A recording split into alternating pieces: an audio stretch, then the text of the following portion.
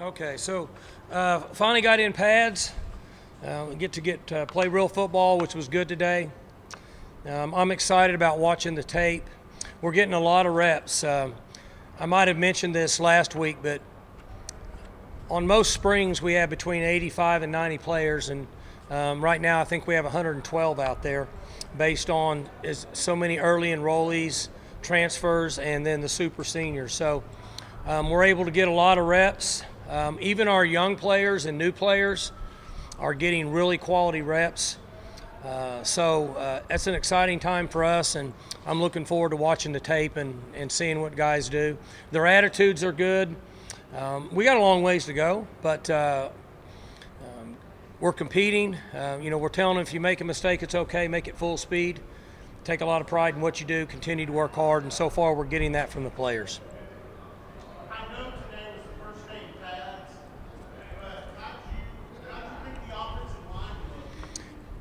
Just offhand in my notes, we really talked a lot and worked hard in the off-season walkthroughs in meetings with pass protections.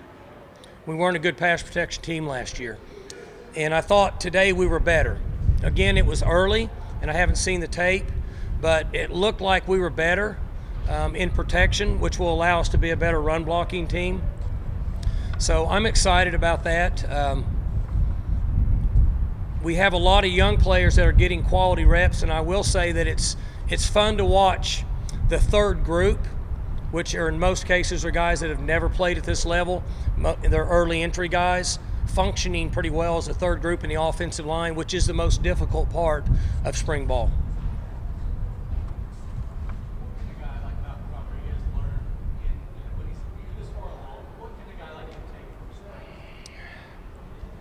Once we get into live scrimmages, Malcolm won't be in there much. He's like a 10-year vet in the NFL. What he did do, though, in the offseason was developed his body even more. I think he was 224. He ran, I believe, 4.49 and 4.51. His strength levels are through the roof. So physically, he's even developed himself more. As we know, by watching Olympics, the male body continues to develop up to 26, 27 years old. So he's still developing. He's helping teach the younger players.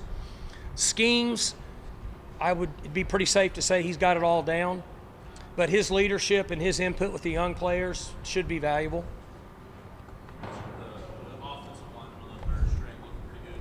What have you thought from some of the other third and fourth string guys? Because you have a lot of those skill positions. What have you thought from them so far? The same thing. I can see the big picture, but I very seldom can see guys individually till I watch tape. But I'm really excited about both sides of the ball, the development of our young players. And so I've been involved with 35 college spring practices in my career, player and a coach. And I think this is the first one that we've ever been able to use a third group, and they all functioned and looked normal. So that's good for our program. That's good for the future. And it's good for those young players that get a chance to play, to show, hey, this is what I can do. I'll play hard, I'll compete. It's pretty cool, too. Their mom and dads call and say, how's it going? They can say, I'm getting out there and getting to play. I'm just not standing there watching. So that's pretty cool. Mike, you mentioned Malcolm. Last week, Jim Knowles mentioned almost everybody in the back end of the defense.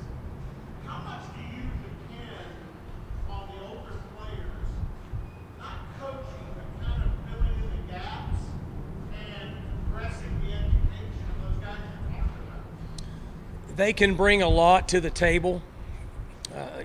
There is no substitute for experience. And there is no substitute for reps. And the young players that are getting a lot of work, the game's moving really fast for them. Like we were just visiting with Nick Martin, the backer, that's an early entry guy and getting some time. And he had commented to somebody that, when I was in high school, I pretty much had everything figured out. He said now the ball snapped and there's guys going everywhere and they're going really fast. That's the progression that young kids go through and develop. That's why these reps are so good. So the older guys like Malcolm, Devin Harper, who can help. You know, he's not out there now because we're holding him out because of his shoulder, but he can give a lot of input from a rep standpoint. Builds team camaraderie, builds your culture, builds your cohesiveness of your unit, which is important as that progresses, because after the summer, we'll find out where we are as a group in August. When you take a young guy like Brennan Presley, who didn't get to have this last year, right? How beneficial is it for a player like him to have this year? Well, that's a great question because you saw what he did in the bowl. So if you just play the numbers repetition-wise, seeing it, watching video, he might have hit that at game 5. But we didn't have spring. So he played 2 months, September, October, catch up, figuring out what's going on. Because if you remember in watching our games, because you were probably at all of our games, most of them, he would do things in the game and then like drop the ball. He was in the right spot, but things just moved fast. So because he didn't get last spring, he finally started to come on in the end of November and then had a good bowl game. All those reps started adding up. He was getting all the reps in practice. He just hadn't done it in competition, and that's an example of what I've been talking about. With what he showed late in the season, how important is it to find ways to get the ball to him now since he's not going to be in that star wide receiver position? He can do a lot of things, we know. You know, you can pull out his high school tape. He can catch it, he can run it, he can throw it, do a lot of things. So he's got his speed down now. He was, I think he was a 4.51 guy. We need to be able to bring him into the offense in different ways because he's so versatile. And he's a quick learner. But again, this is not an easy game to learn without quality reps. And with him not being in that spring, took him till middle of November to get going instead of maybe what could have been middle of September. Do you consider using him more in special teams? I know he's been doing a lot. Yes. Yeah, he'll be in the return game. And we can use him as a punt coverage guy if we need to. We'll have to watch how many reps. One thing you got to watch on punt and punt coverage guys is they get all the work during the week. That's a lot of running. So he'll be in there somewhere, wherever we think he benefits us most.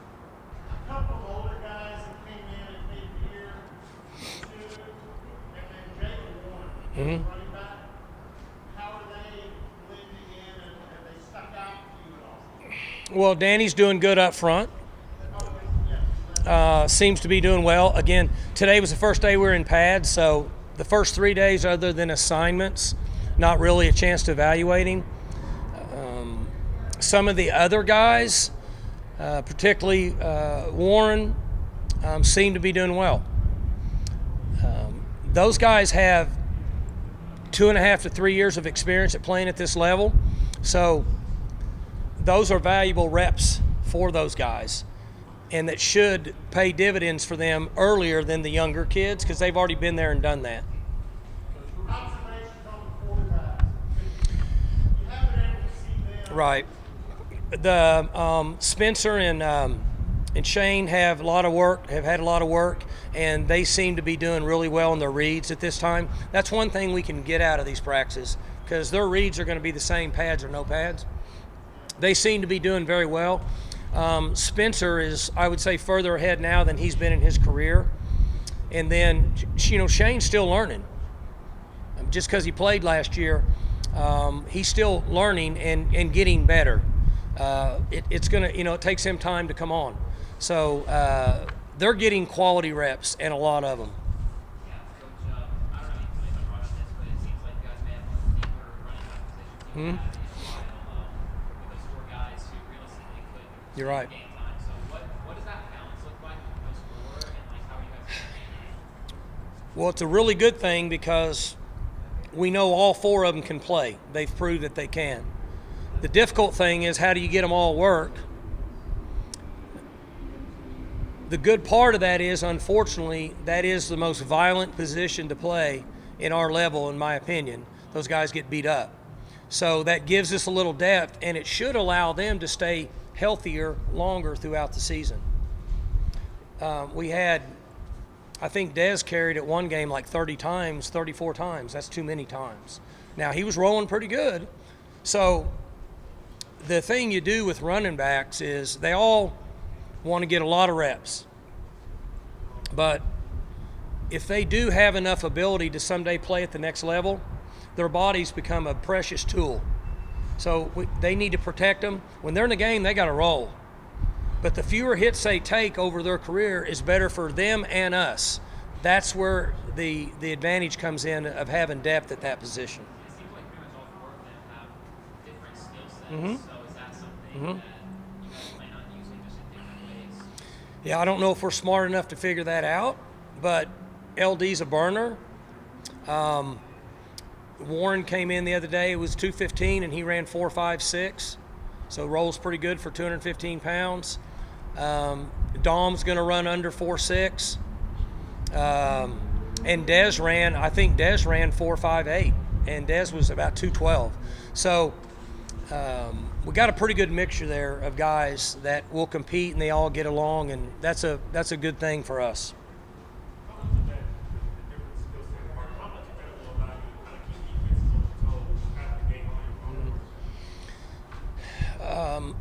Some, but what it allows us to do is not have to vary our game plan based on who's playing. That's a big advantage. We get X number of reps every week during the season. On Tuesday and Wednesday, we review Thursday, and then we have to go play. If we have different style of quarterbacks, different style of running backs to where it alters what we do scheme-wise, that's fewer reps that we get as a group, because the O-line and the quarterbacks have got to get the same reps. And if we're splitting them based on the style of play, it's not as favorable as what you would want. I think these guys are going to be versatile enough that we don't have that issue. Hey, don't know your play sheet or anything out here. This is a curiosity question. Division 2 and 3, all the other divisions are playing either games or scrimmaging other schools. If the NCAA ever opened that up and said, hey, you can have one practice day where you and another team, not on your schedule, get together, kind of like what the NFL does in training camp. Would you want that? In August? No, in the spring. Spring? Like you in North Texas or. Yeah, I mean, it would be good for us to scrimmage Arkansas. You got Nebraska, you got A&M. There's teams around that would be good to have a spring game, spring scrimmage, where you would do like the NFL, do some inside, do some 7-on, do some team. I would be for that, just from a number standpoint. So what happens is when we get into the spring game, on most years we don't have enough depth to have a real good spring game. So the reason we haven't had one in a while is because I think it's not favorable for the fans because we don't have enough depth, and then you can't function. If you were to play a game against Arkansas or Nebraska or A&M or somebody and practice game, you could get really quality work. So I would be for that in just short notice without thinking through it. You mentioned Brennan kind of catch up. Obviously, he got some reps in games, but who were some of the other younger guys that came in that same class that didn't have the spring ball, but maybe got reps towards the end of the season in practice or now in your class? Well, we had a lot of young linemen, unfortunately, that got reps that weren't ready for reps. All three of those guys, 70, 74, and 61, okay? We had defensively, we were pretty mature.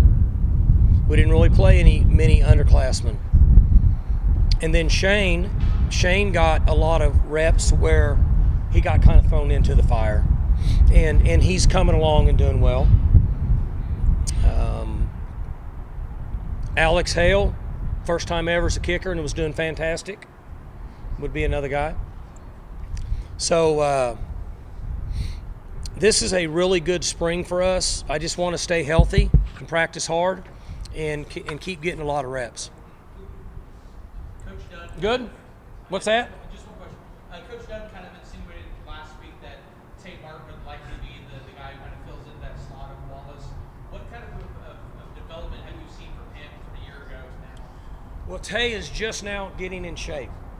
When he came in, he transferred in. We had COVID. We didn't have structured workouts. We all struggled. The team struggled. Guys that hadn't been in this organization really struggled. So Tay is in shape right now, in my opinion, for the first time since he arrived here. So how good can he be? I don't know, because he's never been in shape. He was pretty good in the bowl game, and he was out of shape. It's difficult to get in shape during the season because we can't push him except one day a week. We got to get ready to play. We can push him every day now, and we'll push him hard in August for 18 days. So I'm excited about him. If he'll stay focused and compete, which he has, now that he's in shape, should make a lot of plays. Anything else? All right, guys. Thank y'all. Have a good one. All right, guys, go ahead with questions when you're ready. Coach Gundy, you talked about you didn't have your spring last year, so you kind of had to play catch up during the season. Now that you're going to have a full spring, you can really see like kind of you blossom, especially in the bowl game. What's been your mentality or perspective of having a full spring? Kind of where you see your development compared to last year this time? Just taking a deeper understanding into the playbook. You can only learn so much in a semester, so just trying to expand on what I know and like think of things differently. So attacking it mentally, not physically. Kind of going to obviously not plays and understanding stuff, but has things slowed down for you? Was it ever a speed thing, or kind of what was your mentality of how you viewed in game last year? And obviously it looked like something clicked in the bowl game, but was there a specific moment that you realized you understood what was happening? Well, the speed of college is a lot faster than the speed of high school. So, the more you get reps, the more you understand things and just get a knack of like what certain things are. So, the more reps I got in the bowl game, just the more I caught on to things. So that's just how it went.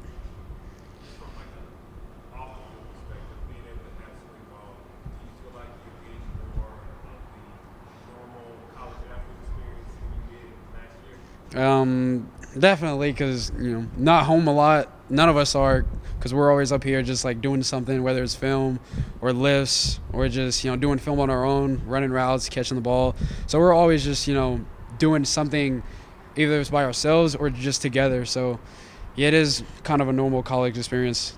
Coach Dunn said last week that you've become kind of a leader in the wide receiver group, but considering how young you are and how limited experience you have, how do you balance that where you're trying to learn but also lead?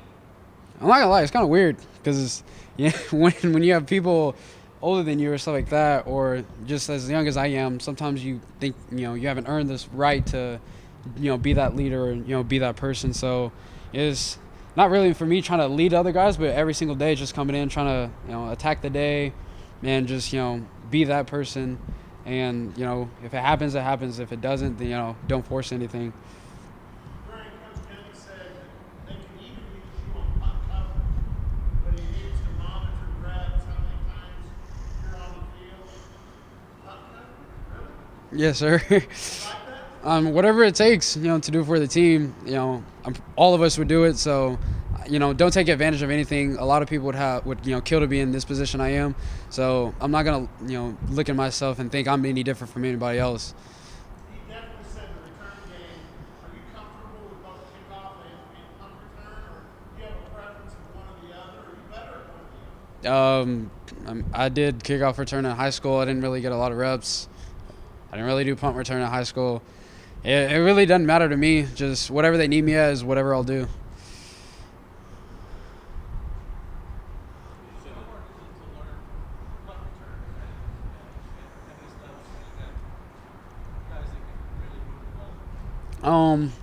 Catching the ball is one thing. Dealing with the crowd is like another thing. So it's like two different aspects because you can catch the ball really well in practice, but once you get out there and you got 70,000 people screaming at you, the coach is yelling this and that, people trying to distract you. That's a whole other aspect to that. So it's like it's really a balance. You didn't get as many reps in high school because you and Jordan picked off the ball too much time. Yeah, I was doing offense in high school and defense, so it was they didn't want to do too much with me. Well, and you're a big play guy. I mean, you like to make big plays, explosive plays. The value of a kickoff or a punt return, the value of a touchdown in special teams, and you know this because you had several big ones at Bixby. Talk about that can be the difference in a game because everybody's so amped up. Yeah, I mean, whether it's me or it's somebody else out there, it doesn't matter who it is. Like when you're making a play out there, it just gets the whole team amped up. So whether they have me or Cale Cabanis, John Paul Richardson, Zach Middleton, all those people are Thomas Harper, all those people are behind me, or like me, like it was last year watching Stoner. It's just a really whoever's out there, we just know that we're gonna be out there, make a play, encouraging anybody else. It's not I have to do it or I have to make this play. It's whoever's out there is gonna make a play, and we're gonna be happy for each other. Coach Gundy also mentioned the fact that you can throw the ball. Have you gotten in the ear of your offensive coordinator to try to drop a play that includes you throwing it? I've definitely talked to him about it. I don't know if I can throw it that far anymore. I'm kind of put on a little weight, but if he tells me to do something, I'll do it. I got it. Anything else for Brennan? All right, thanks, guys. Thank you.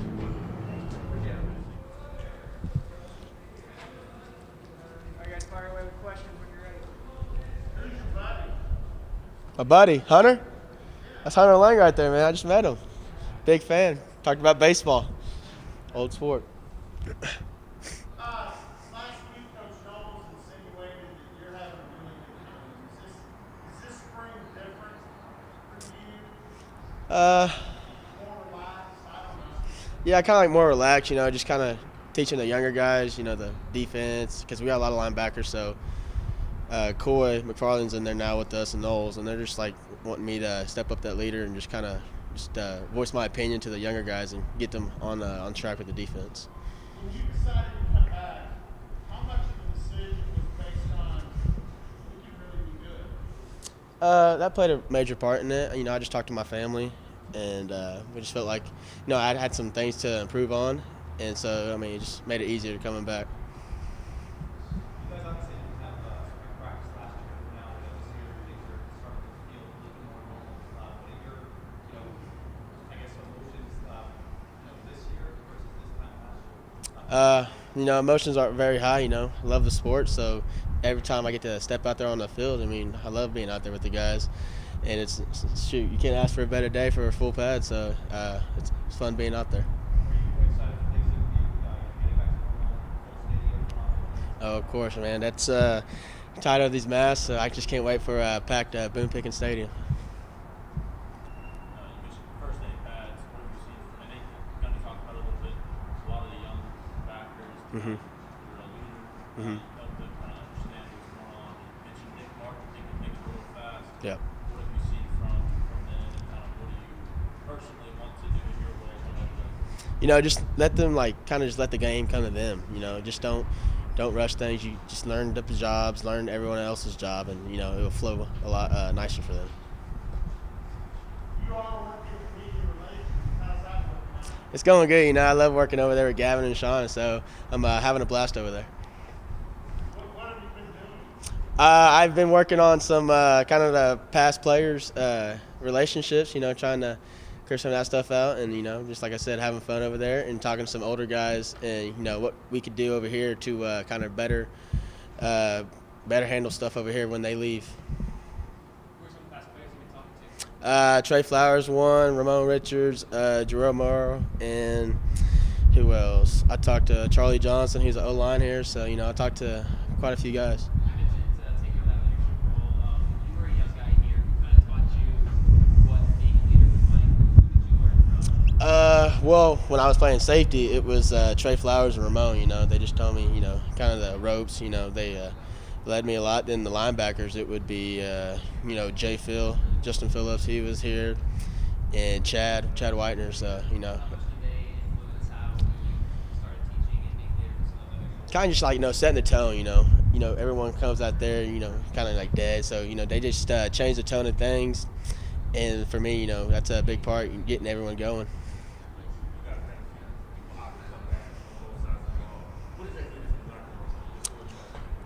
Everyone's excited. We're ready to get out there. We got a lot of veteran guys, and so we're all excited, and everyone's back, and we just can't wait to get out there.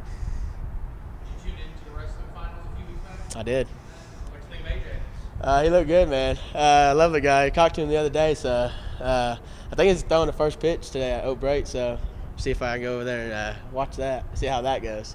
See if he does a little flex over there for OU. You know, are you considering having to flex off with him? No. I'm not on that. He can have that one. All right, I'm good. Is there anyone on the team that's about his size that can deadlift 665 like he claims? Well, considering we don't do deadlift, I don't know about that. So you have to ask Coach Glass on that one. From your perspective,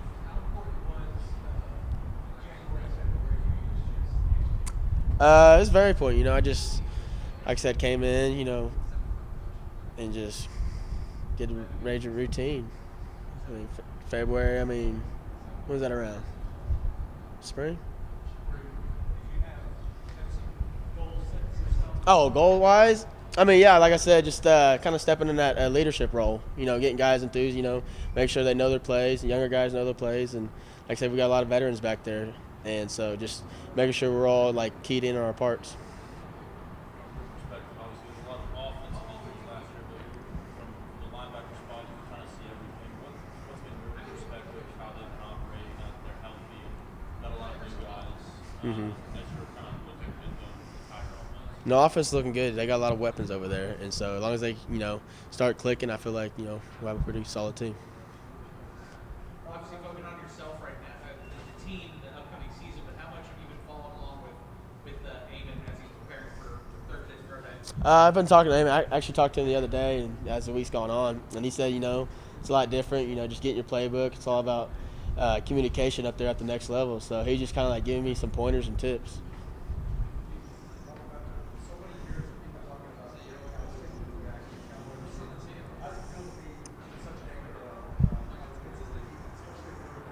You don't hear it very often here. There's always offensive school here, so just to hear that, just shows that it's kind of turning around here for the defense. You're going to have to go back a few more years if you're working over in the emulation. There have been some good defensive players here. Yeah. There has. No, there's. Actually, some really good linebackers. Yeah. Who is it? Kenyatta Wright.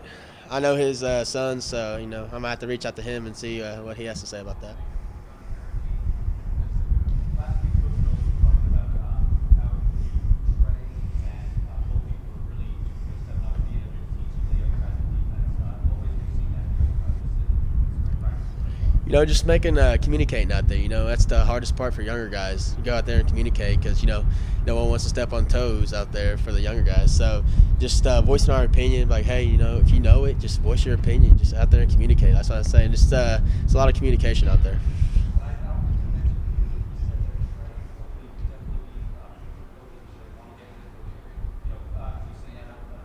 Oh, of course. They're always talking to the younger DB guys out there, and they're always pulling them to the side and explaining situations and what would happen here. Just going through the defense.